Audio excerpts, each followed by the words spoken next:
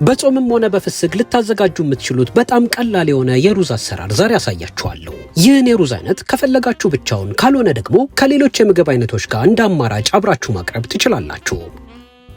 የጾም በየአይነት የምታዘጋጁ ከሆነ ከሱ ጋር እንደ አይነት እንዲሁም ተጠባበሱ ምግቦች ጋር እንደ አሳ፣ ዶሮ፣ ስጋ ካሉ ምግቦች ጋር ከጎን እንደ ማባያ አርጋችሁ ማቅረብ ትችላላችሁ። የጾም በየአይነትና የተለያዩ የተጠባበሱ ምግቦች እንዴት እንደሚዘጋጁ መማር ከፈለጋችሁ እዚሁ ገጻችን ላይ ታገኛላችሁ። ሩዙን ለማዘጋጀት አስቀድማችሁ ሩዙን ማጠብ ይኖርባችኋል። የዛሬውን ሩዝ ለማዘጋጀት 2 ኩባያ ሩዝ እንጠቀማለን። ይህም የሩዝ መጠን ከ3 እስከ 4 ሰው ሊያጠገብ ይችላል። ይህን ራሱን እኔ የምጠቀመውን የሩዝ አይነት መግዛት ለምትፈልጉ አቅራቢያችሁ የሚገኝ ማንኛውም ሱቅ ውስጥ ታገኙታላችሁ። ሩዙ ከማዳበሪያ ውስጥ በኪሎ እየተመዘነ የሚሸጥ ሲሆን ስትገዙ አንደኛ ደረጃ ረጅሙን ብላችሁ መግዛት ይጠበቅባችኋል። አሁን ቀንሳችሁ ያዘጋጃችሁት ሩዝ ላይ ውሃ ጨምራችሁ በሚገባ ታጥቡታላችሁ። ሩዙን በሚገባ እያሻችሁት ስትሄዱ ላዩ ላይ የሚገኘውን አሚዶ እየለቀቀ ይመጣል። ላዩ ላይ ከሚገኘው አሚዶ ወይም ስታርች በተጨማሪ ላዩ ላይ የሚገኘው አዋራ ሙልጭ ብሎ ይወጣላችኋል። ሩዙንም ማጠብ ያለባችሁ ንጹህ ውሃ እስኪያወጣ ድረስ በተደጋጋሚ መሆን አለበት። ሩዙን 5 ጊዜ ያህል ውሃውን እየቀያየርኩ ካጠብኩት በኋላ ልክ ምስሉ ላይ በምትመለከቱት መሰረት ንጹህ ሆኖልኛል። እናንተም ንጹህ ውሃ እስኪያወጣ ድረስ በሚገባ እያሻችሁ ማጠብ እንዳዘነጉ።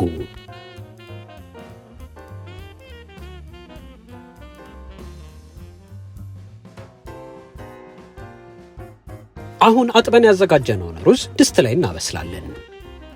2 ኩባያ ሩዝ ለማብሰል 4 ወይም 5 ኩባያ ውሃ ይፈልጋል። ነገር ግን የውሃው ምጣኔ የሚወሰነው እንደ ሩዙ አይነት ነው።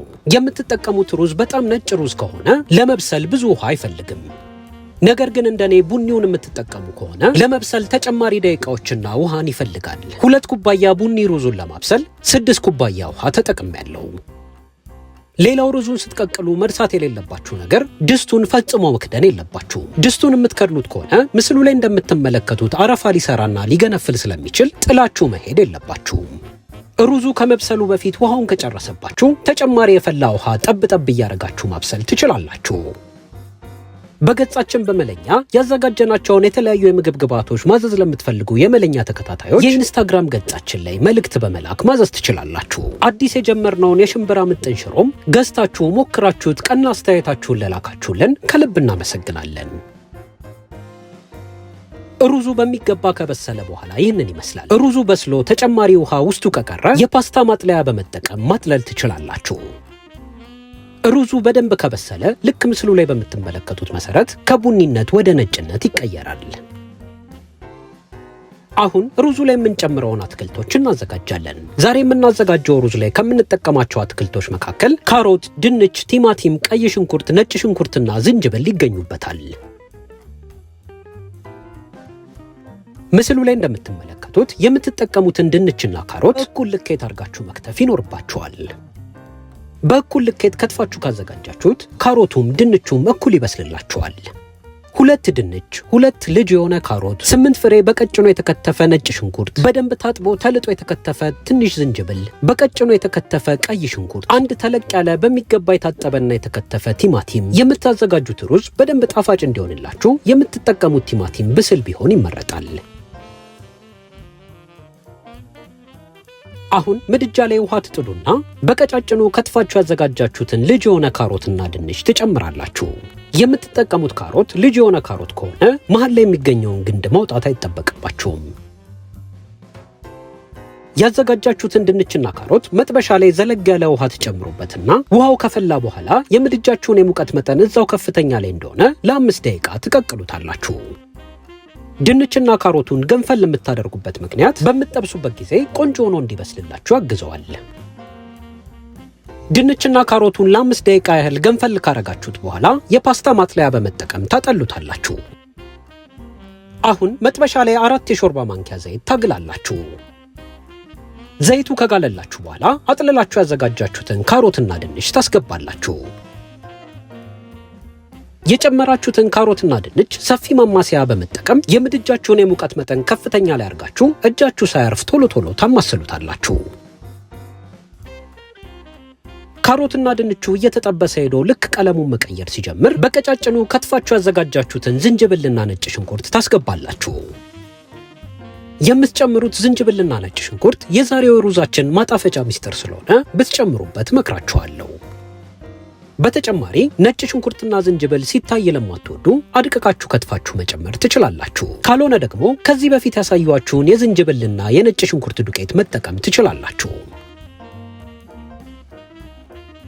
የጨመራችሁትን ዝንጅብልና ነጭ ሽንኩርት በከፊል ከጠበሳችሁት በኋላ በቀጫጭኑ ከትፋችሁ ያዘጋጃችሁትን ቀይ ሽንኩርት ከላይ ታስገባላችሁ። የዛሬው ሩዝ ላይ እኔ ከተጠቀምኳቸው የተለያዩ የአትክልት አይነቶች ሌላ ሌሎች የአትክልት አይነቶችን በቀጫጭኑ ከትፋችሁ አብራችሁ ማብሰል ትችላላችሁ። እንደ ዝኩኒ፣ ቀይ ስር፣ ጥቅል ጎመን፣ የአበባ ጎመንና ብሮኮሊ መጨመር ትችላላችሁ። የምትጨምሩትን እያንዳንዱን አትክልት አስቀድማችሁ በሚገባ ማጠብ እንዳዘነጉ። የጨመራችሁትን ሽንኩርት በከፊል ከጠበሳችሁ በኋላ ከትፋችሁ ያዘጋጃችሁትን አንድ ተለቅ ያለ ቲማቲም ከላይ ታስገባላችሁ። ቲማቲሙንም ካስገባችሁ በኋላ ቶሎ ቶሎ ትቀላቀሉታላችሁ። እዚህ ጋር የቲማቲም ልጣጭ የማትወዱ ከሆነ የቲማቲሙን ልጣጭ ልጣችሁ አድቅቃችሁ ከትፋችሁ መጨመር ትችላላችሁ። ቲማቲሙን ለመላጥ ከዚህ በፊት ባሳየኋችሁ መሰረት ከቂጡ ሰንጠቅ ሰንጠቅ እያረጋችሁ በውሃ ገንፍላችሁ በቀላሉ መላጥ ትችላላችሁ። ቲማቲሙን ከአትክልት ግብአቶቹ ጋር በሚገባ ከተቀላቀለ በኋላ ትከድኑትና ቲማቲሙ ብትን እንዲልላችሁ በእንፋሎት ታበስሉታላችሁ። በእንፋሎት ቶሎ እንዲበስልላችሁ የምድጃችሁን የሙቀት መጠን እዛው ከፍተኛ ላይ ማድረግ ይኖርባችኋል። የጨመራችሁት አትክልት እንዳያርባችሁ በተወሰነ ደቂቃ ልዩነት እየከፈታችሁ ማማሰል እንዳዘነጉ። ቲማቲሙን ከርናችሁ ለተወሰነ ደቂቃ ስታበስሉት በራሱ ብትን እያለላችሁ ይመጣል። የቲማቲሙን የመብሰል ሂደት ማፍጠን ከፈለጋችሁ ደግሞ ቲማቲሙን አድቅቃችሁ ከትፋችሁ ወይም ፈጅታችሁ መጨመር ትችላላችሁ። ይህን የሩዝ አይነት ከፈለጋችሁ ለልጆች ምሳቃ ማሰር ትችላላችሁ። በተጨማሪ ላለንበት የፋሲካ ጾምና ለመጪው የረመዳን ጾም ማዘጋጀት ትችላላችሁ። ለጾሙ የሚሆናችሁ የተለያዩ ምግቦችን ሩቅ ሳትሄዱ እዚሁ ገጻችን ላይ መመልከት ትችላላችሁ። ቲማቲሙ በእንፋሎት በስሎ በራሱ መፍረስ ሲጀምር 2 የሾርባ ማንኪያ ሶይ ሶስ ከላይ ታስገባላችሁ። ይህን ሶይ ሶስ በርካሽ መግዛት ለምትፈልጉ የመለኛ ተመልካቾች ጃፓን ገበያ የሚገኙ ሱቆች ጋር መግዛት ትችላላችሁ። በተለያየ አይነት ምርትና በተለያየ አይነት ዋጋ ስለሚገኝ በደንብ አጣርታችሁ መግዛት ትችላላችሁ። ሶይ ሶሱን ከጨመራችሁ በኋላ ከአትክልቱ ጋር በሚገባ ትቀላቀሉታላችሁ። አሁን የማጣፈጫ ቅመሞችን እናስገባለን። 1 የቡና ማንኪያ የቀረፋ ዱቄት፣ 1 የቡና ማንኪያ የሮዝመሪ ዱቄት፣ 1 የቡና ማንኪያ የነጭ ሽንኩርት ዱቄትና ግማሽ የቡና ማንኪያ ጥቁር ቁንዶ በርበሬ ከላይ ታስገባላችሁ። እዚህ ጋር የተጠቀምኳቸውንና የዘረዘርኳቸውን እያንዳንዱን የቅመም አይነቶች ከዚህ በፊት በመለኛ ገጽ ስላሳየን እዚሁ ገጻችን ላይ መማር ትችላላችሁ። አፓርትመንት ላይ፣ ኮንዶሚኒየም ላይ እንዲሁም ግቢ የሌለው ቤት ላይ ለምትኖሩ ቅመሙን ፀሐይ ላይ ማስጣት ሳይጠበቅባችሁ በቀላሉ በቤት ውስጥ እንዴት እንደምታዘጋጁ እዚሁ ገጻችን ላይ አሳይተናል። ቅመሞቹን በሚገባ ከአትክልቱ ጋር ከቀላቀላችሁ በኋላ 2 የሾርባ ማንኪያ የቲማቲም ድል ከላይ ታስገባላችሁ። ይህን የቲማቲም ድል በቤት ውስጥ እንዴት እንደሚዘጋጅ ልክ እንደ ቅመሞቹ እዚሁ ገጻችን ላይ አሳይተናል። የቲማቲም ድሉን ከመጨመራችሁ በፊት የምድጃችሁን የሙቀት መጠን ዝቅ ታደርጉታላችሁ። ይህንንም የምታደርጉበት ምክንያት የምትጨምሩት ድል እንዳይቃጠልባችሁ ነው።